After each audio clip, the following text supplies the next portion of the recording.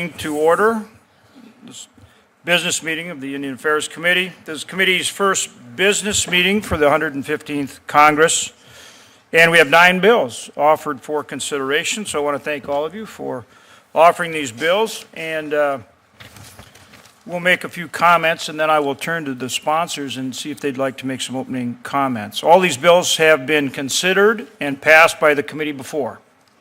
In some cases, they've been passed by the full Senate. They've had the benefit of hearings and debate. Our work on behalf of Indian country is too important to delay any further consideration of these bipartisan bills, and we want to advance them for floor consideration. Several of these bills will assist Indian tribes by removing uncertainty and administrative review. Others will facilitate job creation or promote public safety and cultural traditions. So I'll just touch on a few. I have now introduced Senate Bill 245, the Indian Tribal Energy Development and Self-Determination Act Amendments of 2017. It's co-sponsored by Senators Barrasso, McCain, Heitkamp, Langford, and Moran. And it would amend the Energy Policy Act of 2005 so tribes can exercise self-determination in developing their energy resources on their lands. This has, as I said, been passed by the committee before. Senator Barrasso, at that time, prime sponsor, and it was actually included in the 2012, the North American Energy Security and Infrastructure Act of 2016. Senate Bill 63, the Tribal Labor Sovereignty Act of 2017, was introduced by Senator Moran, co-sponsored by Senators McCain, Crapo, Daines, Langford, Flake, Gardner, Johnson, Risch, Rounds, Thune, and Wicker. This bill is intended to provide clarity and parity to tribes by treating them as governments on par with state and federal governments by the National Labor Relations Board. Senate Bill 302, the John P. Smith Act, is a bill of special significance, introduced by Senator Barrasso, co-sponsored by Senator Crapo. And I'll defer to Senator Barrasso to provide opening comments on that bill. Before I turn to Vice Chairman Udall and sponsors for their statements, I want to emphasize that we want to work in a bipartisan way to advance as much of this legislation and additional legislation as we can, and do so early in an effort to give you more time to work this legislation on the floor, both in the Senate and then on the House side. With the challenges facing Indian communities, this committee must work together, particularly when our bills are advancing through the full Senate, and also work to get them through the House. With that, I will turn to Vice Chairman Udall and welcome his opening comments, as well as any comments he may have on his legislation. Yeah, thank you very much, Chairman Hoeven, and want to start by thanking you for scheduling this business meeting today, and also agree and echo what you said about bipartisanship. Really hope that we'll be an island here of bipartisanship when it comes to Native communities. I believe we will vote on 9 bills in total. That's a great way to start a new Congress and a great way to continue this committee's work to move forward legislation that is important to Indian country. I look forward to a productive 2 years. Today, we will consider 2 bills I sponsored, S-249, an amendment to the Indian Long-Term Leasing Act, and S-254, the Esther Martinez Reauthorization Act.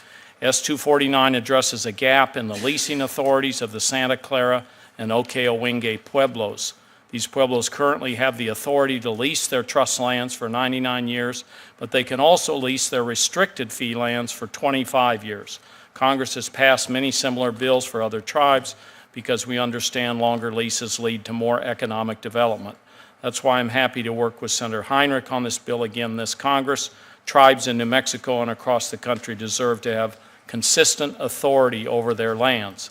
S-254 will extend the Esther Martinez Native American Language Preservation Grant Program through 2022. It also makes several common sense changes to the program's grantee requirements section that we developed based on input received directly from tribes.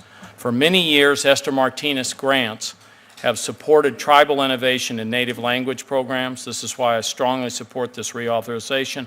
Thank all of my co-sponsors for lending their support as well. Just like the other bills on today's agenda, we held hearings on both of these bills last Congress. We also successfully voted both bills out of committee. I hope our early action here will translate to swift movement on the Senate floor. So thank you once again, Chairman Hoeven, for scheduling these votes today in this business meeting. Thank you, Vice Chairman Udall. Other comments that any of the members would have in regard to their respective legislation? Mr. Chairman. Senator Broswell. Thank you, Mr. Chairman. Mr. Chairman, I just want to take a moment to discuss the John P. Smith Act. On December 31st, 2016, the Wind River Reservation in Wyoming lost one of its greatest leaders, diplomats, and advocates for road safety. Big John Smith led the Department of Transportation for the Eastern Shoshone and Northern Arapaho tribes on the Wind River Reservation for 27 years. Under his leadership, Big John was able to bring people from the tribal and the state transportation departments together to make roads and bridges safer. He testified before this committee in 2015, and he shared the dire need for transportation improvements in Indian country. At that time, the Wind River Reservation in Wyoming topped the charts for pedestrian deaths in Indian country. So John helped to inspire the Tires Act that last Congress, parts of which are now law. The act we'll be voting on today will streamline requirements for basic road safety projects. These are things like putting in yellow signs at pedestrian crossings and installing rumble strips and barriers. This bill today also requires the Secretary of the Interior to enter into programmatic agreements with tribes to set out procedures for completing environmental reviews of potential projects. So, Mr. Chairman, Big John knew that working together we could make real improvements to road safety and save lives. I was honored to have John Smith's valuable insight to tribal road safety and is proud to call him a friend. Thank you, Mr. Chairman. Thank you, Senator Barrasso. Are there other members that would like to make opening comments? Senator Murkowski. Thank you, Mr. Chairman, and nice to have you chairing and to welcome your new ranking member. Look forward to working with you. I'm pleased that we have before us today S91, which we refer to as the 477 program, making this permanent, and it effectively allows for tribes to integrate employment training and related services from different federal sources. This is something that we have been working on for years, and we were so close in getting it across the finish line at the end of the last Congress. Literally, in the last hours, we thought we were going to be successful. We didn't make it across the finish line, but there has been so much good work that has gone into this. It is so important, certainly for the tribes that I represent up north. I also want to follow on the ranking member's comments about the Esther Martinez measure that we have been working on to, again, ensure the survival and really the vitalization of our Native American languages. And then we also have a measure that we're taking up today that allows for a transfer conveyance from IHS for healthcare related purposes within the within Bristol Bay Area Native Health Corporation to allow for a dental facility.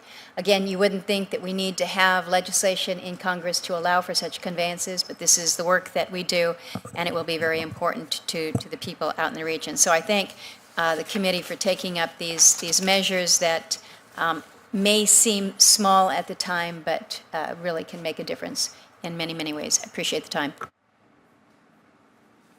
Thank you, Senator Murkowski. Senator Tester. Thank you, Mr. Chairman, and I also want to echo my support for the Esther Martinez Native American Restoration Language Act. I think it's a great bill. And I also want to express my sympathies. I did not know John Smith had passed away until I read the bill that we were taking up today. I remember that committee meeting very, very well, and he was a heck of a good guy, and I'm sure will be sorely missed throughout this country. I just want to talk just very briefly about the Little Shell of Chippewa Indians Restoration Act. This issue of recognition has gone on for generations for the Little Shell. This was the first bill that I introduced 10 years ago when I got on this committee. They have been bounced around a bit by the bureaucracy, and that is a gross understatement. And this basically would allow them to be recognized. The lineage is there. There's little doubt about that. And it's just a matter of getting them the recognition that they so much deserve. So I'd appreciate your support on that and want to thank Senator Daines for co-sponsoring that measure. Senator Daines. Thank you, Chairman Hoven, Vice Chairman Udall.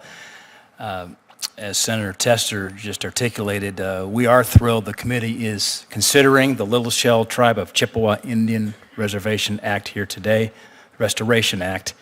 While this business meeting marks an exciting occasion, it is shadowed by the recent passing of a prominent member of the Little Shell community, and that was Sean Gilbert. Sean lost his battle with cancer just last month and would have been very proud to see this bill pass the committee this afternoon, especially as someone who served on the tribal council and truly dreamt of the day that his nation, the Little Shell Nation, would be formally recognized. I had the honor of meeting Sean while he was in office, and while he lost his fight with cancer, I intend to see to it that he doesn't lose his fight for his people. I'm glad we're passing this legislation early on this Congress and remain committed to its enactment into law. I'm also pleased to be voting on the Tribal Labor Sovereignty Act this afternoon and proud to be an original co-sponsor. Indian tribes have a right to sovereignty, and that doesn't entail being regulated under the National Labor Relations Board. I appreciate the committee leadership convening this business meeting and look forward to seeing these bills pass quickly. Thank you. Senator Langford. Thank you, Mr. Chairman. I'm also proud to be a co-sponsor of multiple pieces of legislation today and grateful for us to be able to have this business meeting so quickly and to be able to move these bipartisan pieces. I would like to have, with the chairman's indulgence, a brief colloquy with Senator Daines and Senator Tester about the Little Shell Chippewa Indian recognition. This is something we did in the last session as well. I also raised that as an issue. The Bureau of Interior obviously needs to have a good process for how they do recognition. My understanding is this is about a 4-decade-long paperwork nightmare that this tribe has been through and still lack from the Bureau of Interior a statement of recognition and that they're awaiting Congress. Is that where we seem to be stuck at this point? Senator Tester. Yeah, I mean, they started the process 4 decades ago. They applied for recognition in 1995. They were granted recognition in 2000. That recognition was removed 9 years later. They've been bounced around a lot. And I think it's been this way since Max was here, I was here, now Steve's here. All we want is those guys to make a decision. They seem incapable of being able to do that, and that's why this bill exists. And one other point, too, and we had a hearing in the House when I was there about how broken the tribal recognition process is. I understand there is the Office of Federal Recognition that is not necessarily part of the BIA, but part of the Department of Interior. I would imagine if you did some kind of an org chart, flow chart, and said, let's make this as complicated and onerous as possible, the current structure and process would probably be what you come up with. And that needs to be looked at, and it's something perhaps this committee could examine. Mr. Chairman, this is an issue that I raise only to say all of us have put into place and given the responsibility to the Bureau of Interior and BIA be able to work together to be able to do the background, the research, the historical documentation, and then present that finished product to us with a recommendation. That has not happened yet again. And if I could do anything here, I'd like to recommend that we have some sort of hearing to be able to try to work towards fixing this process. This is not the only tribe that is in this situation. I would like to see a formal process that works through the process and to be able to see if we can help move this, because we are dependent on them to do the research. My understanding is they've done a lot of the research already. They've gathered it, but they're just sitting on it, not making a decision. So while in the past my recommendation has been to say no until we get a formal recommendation, this is a situation where after 4 decades, at some point, we've got to help move them off high center.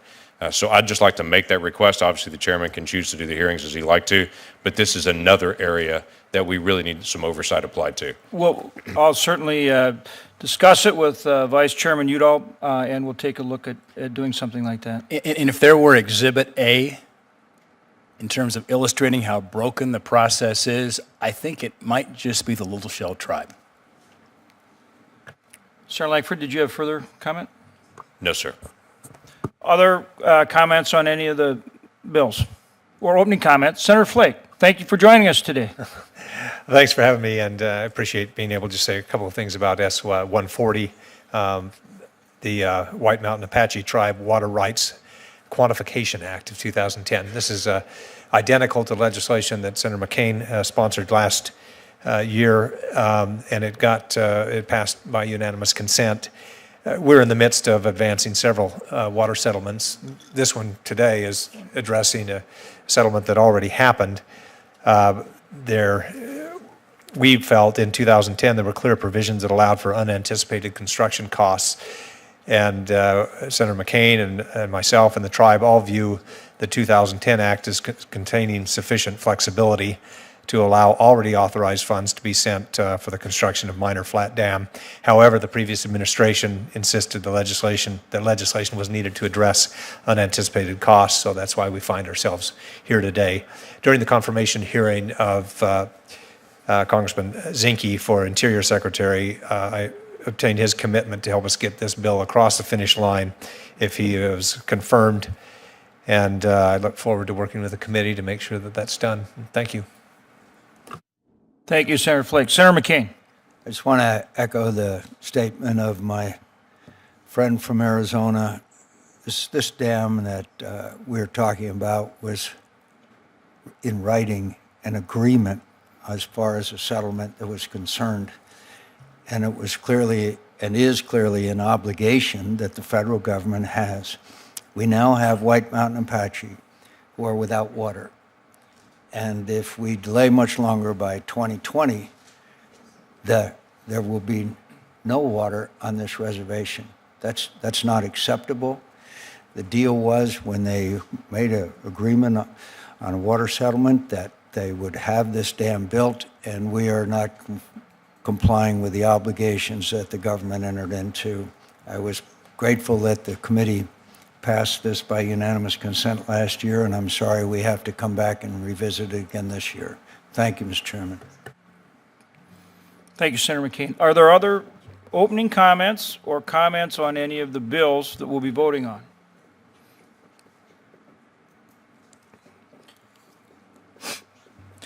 Hearing none, each one of these bills have been made available to the members. Unless there is objection, we will consider the following bills en bloc. S-39, S-63, S-91, S-140, S-245, S-249, S-254, S-269, and S-302. I now move to consider all of these bills en bloc. Do I have a second? Second. Have a second. Is there any further discussion?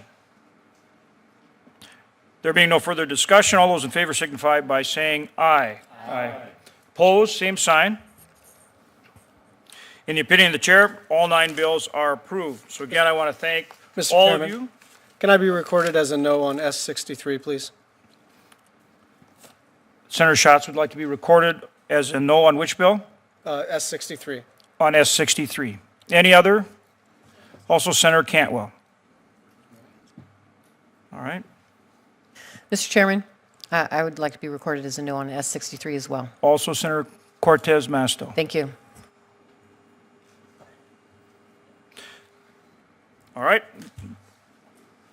Again, I want to thank all of the members. I asked unanimous consent that for the duration of this Congress, that staff be allowed to make technical and conforming changes, and that the Cordon Rule for committee reports be waived.